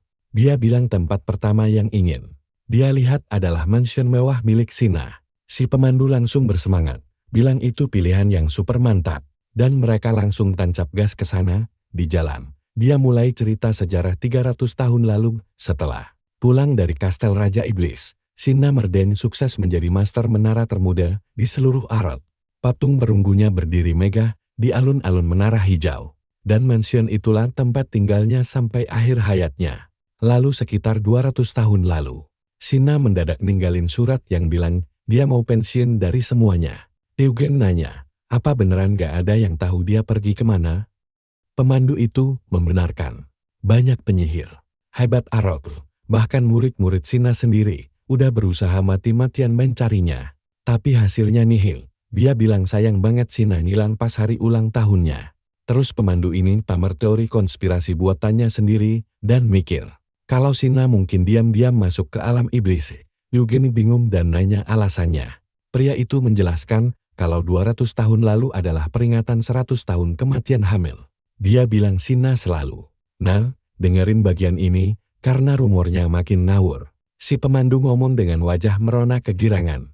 Dia nanya ke Eugen, apa dia tahu gosip kalau Hamil naksir berat sama Sina sebelum mati. Katanya Hamil sampai nyateng cinta segala. Jelas aja Eugen langsung ngegas dan nuntut siapa yang nyebarin omong kosong konyol macam itu. Si pemandu kaget bukan main lihat reaksi galaknya. Eugen buru-buru coba mencairkan suasana. Tapi pria itu cuma bergumam kalau pemuda itu kayaknya gak suka sama kisah cinta Hamil dan Sina. Terus dia ngebahas teori lain soal hilangnya penyihir agung itu. Ada yang bilang Sina sangat membenci sihir hitam pas iblis mendorong pembangunan menara hitam. Dia menentang keras sampai hari pensiunnya. Beberapa orang bahkan percaya para penyihir hitam radikal pendukung menara hitam udah ngebunuh Sina diam-diam. Eugen langsung emosi lagi dan membantah keras. Gak mungkin penyihir hitam kroco bisa membunuh penyihir sekelas Sina Merdane. Pria itu setuju, menambahkan kalau pihak Menara Hitam juga mati-matian menolak teori itu. Eugen sepemikiran soal itu, gak mungkin penyihir hitam yang membunuhnya, tapi seorang Raja Iblis. Bisa jadi, Helmut masih terus investasi di Aroth lewat Menara Hitam. Dan dari sudut pandang para Raja Iblis, sosok Sina Merdeni jelas sangat berbahaya dan harus disingkirkan secepatnya. Pas mereka sampai, Eugen turun dari kereta terbang. Masih kepikiran apa sahabatnya itu beneran mati. Di depan mansion, ada kerumunan. Yang lagi ribut soal tes, masuk menara sihir, mereka semua murid yang ngaret banget, bisa lulus ujian. Pengen masuk sihir, tapi kalau gak punya duit, ikutan tes aja gak bisa. Biaya masuknya itu mencapai ribuan mata uang lokal.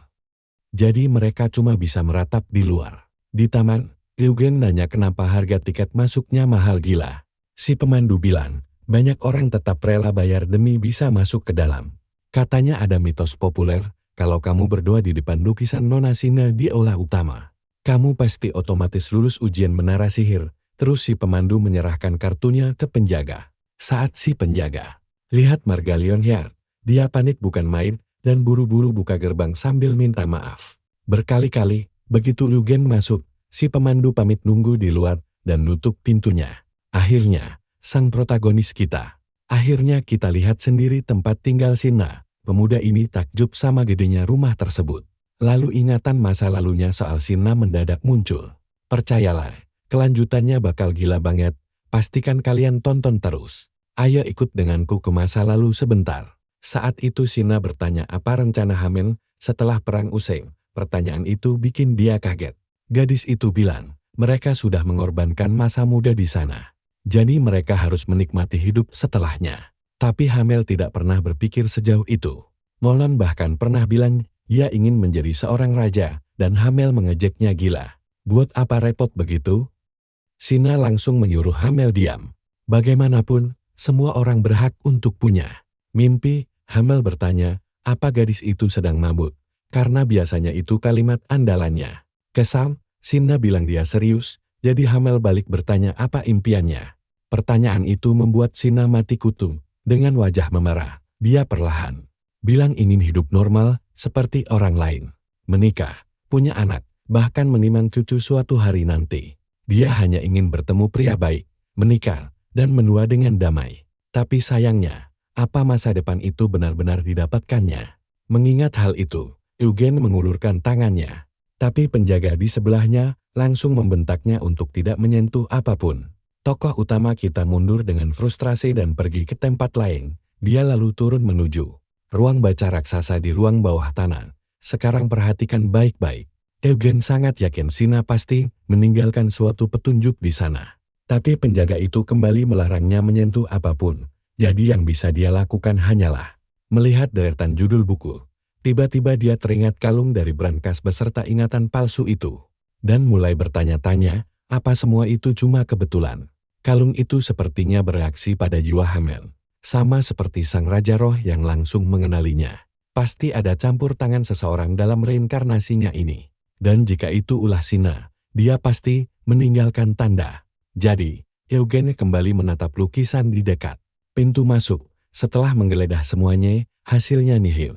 Eugen benar-benar kehabisan akal. Dia mulai berpikir, kalau Sina mungkin tidak meninggalkan apapun sama sekali. Lalu tiba-tiba, dia melihat penjaga itu berbalik dan mulai berjalan menjauh. Dia memanggil nama Sina dan mengacungkan jari tengah ke lukisannya sambil berkata, kalau gadis itu marah, datang dan katakan langsung padanya. Dia menunggu reaksi, tapi hening. Berbalik pergi, Eugen akhirnya bergumam. Kalau dia hidup, pasti dia menjawab, kalian penasaran kelanjutannya kan? Akhirnya, dia pergi meninggalkan